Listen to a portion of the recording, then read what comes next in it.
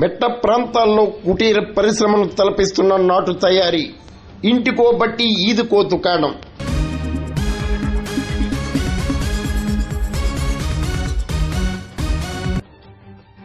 కాకినాడ జిల్లా మెట్ట ప్రాంతాల్లో నాటుసారా తయారీ కుటీర పరిశ్రమను తలపిస్తోంది.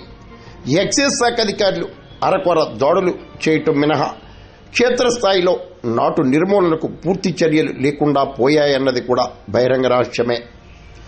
జగ్గంపేట, గోకవరం తదితర ప్రాంతాల్లో ఇచ్చలవిడిగా నాటు తయారీ కొనసాగుతుంది.